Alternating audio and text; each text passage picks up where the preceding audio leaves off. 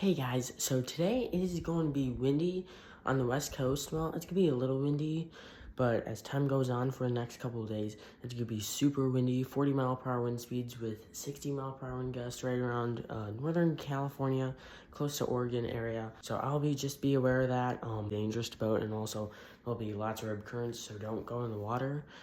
And that's all I have for ya. And on to the forecast.